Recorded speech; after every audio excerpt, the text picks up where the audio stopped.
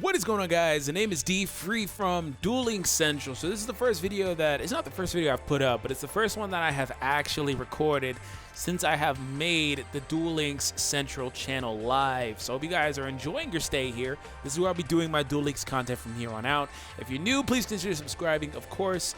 And if you're interested in any other Dragon Ball or Pokemon content, the links for that are in the description. But for today's video, we're going to go ahead and break down the card trader inventory update. There are 4 new cards here, 3 of which will make water decks a lot better than they already are. We've been getting a lot of water support, so I'm happy about that, because that's one of the top free-to-play decks, or really easy to acquire decks is what I'll say. So anyways, hope you guys enjoyed today's video. And for a really quick note, if you guys are interested in Yu-Gi-Oh! Duel Links, linked in the description. If you have the Amino application, go ahead and check out the Duel Links Amino. That'll be linked down there for you guys. So they're a cool community. They can help you out with questions regarding the game or cards or decks or any of that. It's just a way to talk to people about Duel Links if you're passionate about it. So we're going to start off with, which by the way, there are no URs, so that's okay. That doesn't bother me, because those things are expensive with gold. I mean, and the UR gems aren't, they're hard to get, but they're not like impossible to get if you're farming legendary duelists, from my opinion, from my own experience. So from there, we're going to take a look at SR Ocean Dragon Lord Neo Daedalus. So this one requires you to have the UR, or excuse me, yeah, it is a UR, from the pack, the water-based pack with the Daedalus. So this card cannot be normal summoned or set. This card cannot be special summoned except by tributing 1 Levia Dragon Daedalus. You can send, oh, that was a period there. I didn't see the period. You can send Umi to your graveyard to send all cards in both players' hands and on the field to the graveyard except this card. That's a full reset. Once you can do that, you pretty much win the game. The previous Daedalus card doesn't wipe out their hand, but it does wipe out the field. But you can pretty much win the game from there. In most scenarios, what it'll do is it'll put the opponent in a top deck situation where they need to draw something off the top of their deck that can deal with it. The problem is that it's too powerful for that. I mean, the best they could do is draw like an enemy controller. Then they'd have to use it because they'll be down to like 1,100 life points. Say it's turn 1. And you pull this off somehow, they'll be down to like, or turn 3, I guess, technically, if you start first. But you know what I mean. And it's the first turn you can attack. You know, you wipe everything out, but, you know, they still will have some residual life points. So they're in a position where they have to draw something good off the top of their deck, which 99% of the time they basically lose if you can do that. Especially if you can do it early in the duel. So, you know, the previous Daedalus card was really good, but there were things that did handle him. Like, he wasn't impervious. He was able to get over, you know, and in this scenario, this guy's not really able to be dealt with. He wipes out your Sphere Karibos, everything. So very good card. I'm curious to see if we'll go back to running Daedalus now that he's come out. Maybe some people never stopped running Daedalus, but, you know, there were better options, more quicker, beatdown oriented, just heavily offense oriented water decks, basically, with multiple Hammer Sharks, Piercing Moray, Starboy, things like that. So regardless, the deck is really good. It's getting a lot better. So we have a Spirit Monster, Wing Beast. I'm actually not familiar with this card. Actually, is like in real life. I've never actually seen this Spirit card. Cannot be special summoned. During the end phase of the turn, this card is normal summoned or flipped face up, so you can flip summon it. Return it to the hand. So that's what Spirit Monster Gimmicks is. When this card is normal summoned or flip summoned, destroy all set, spell, and trap cards your opponent controls. Basically wipes out their back row if it's set. I mean, it's not going to wipe out, for example, a face-up Mirror Wall. I'm pretty sure you could probably chain it and activate Mirror Wall, in which Mirror Wall wouldn't be destroyed and things like that. Similar to how Nobleman works, I'm pretty sure that will work. So it's a very good card, but it does have its limitations. And then on top of that, it pops back into your hand.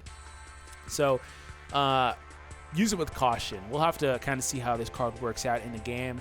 I don't anticipate a whole lot of play from it, but it could be good in Wing Beast oriented decks. So we'll have to look at it. Maybe there are a few like support cards that'll have to come out for that to truly get better and become part of like our mainstay here.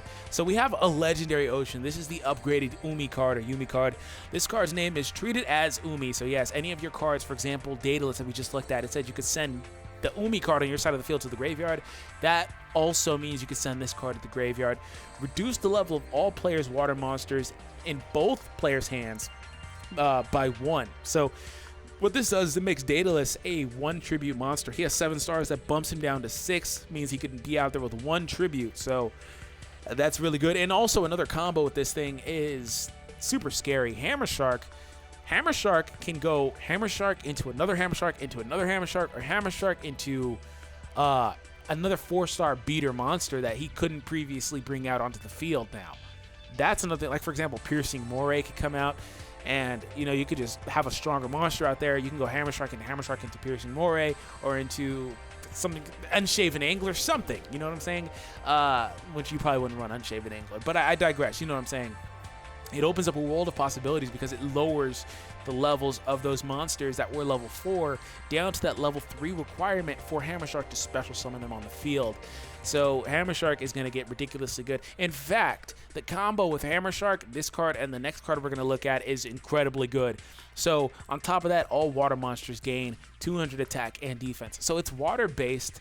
It's not specific like Umi was. Umi said, I think, Thunder, Sea Serpent, Aqua, and Fish monsters, which is pretty much all water-based monsters. But this literally says all water monsters because there are water monsters that are like, for example, spellcasters like Aqua Mador, you know, so things like that. So Umi, this card is really good. Legendary Ocean is really good. It's a very upgraded Umi, and the problem with Mako is that he starts off with the Umi through the Mythic Depths ability. I wonder if maybe they'll upgrade it to, say, Legendary Ocean. Probably not.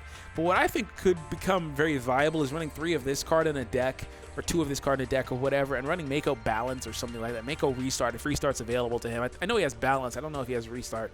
But something like that can become a lot more viable, to be honest. So we'll have to take a look at it. So anyways, let's go and move on to the last card added, and it is Umi Taurus. So this guy is a by the way, he's a rare monster. He should at least be a SR rarity, but it's good that he's a rare. He's good enough to be at least SR. To be honest, he may even be good enough to be a UR based on the standards that they have set in the game for comparative URs in the game. If a fish, sea serpent, or aqua type monster you control attacks a defense position monster, inflict piercing battle damage to your opponent. Wow, so he's a big bang shot for everybody on the field.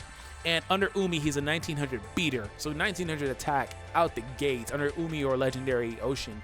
And then he'll be 3 stars because you can bring him out with Hammer Shark. Yeah. And then that Butanus or whatever that Mako gets when he levels up to like level 38, I think.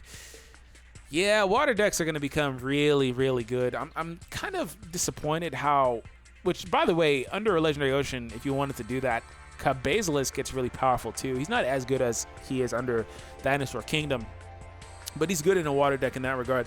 But regardless, I digress. I'm kind of disappointed in how this deck is taking a lot of precedence over dinosaur decks, which is like one of the other, because there's like 3 really good kind of like top tier 2 or tier 1 decks in the game that are like super free to play friendly, and it's this deck, it's the Harpy deck, because there are different variations of the Harpy deck, which could get really pay to play or free to play, depending on your play style and what you have. And then there's the Dinosaur deck. The Dinosaur deck doesn't really get a lot of love, but the Water deck has been getting a lot of love lately. So I hope that they kind of change that, but I'm very happy for the Water deck runners. I used to run it early game. It used to be one of the best decks early game. It kind of, you know, I did see it in the final qualifiers a lot, but not as much as I would have liked to. So this is really good for that. Either way, let me know in the comment section down below what you're going for. Let's actually see if any of this is available. I did pick up a Legendary Ocean earlier today. I'm running low on gold though, so that's a problem. Oh, Umi Taurus is here, so I'm gonna grab him. Probably gonna grab 2 or 3 of them, to be honest, and just run full beat down Mako. So anyways, have an awesome day, and I will catch you guys in the next one. I'm about to go ahead and beat a Mako by there real quick. And like I said, if you're new, consider subscribing to the channel. If you're interested in Duel Links content, subscribe to this channel. And if you're interested in talking to people about Duel Links, there is a link to the Amino down below, which you will need the Amino application for that. And I'll catch you guys in the next one.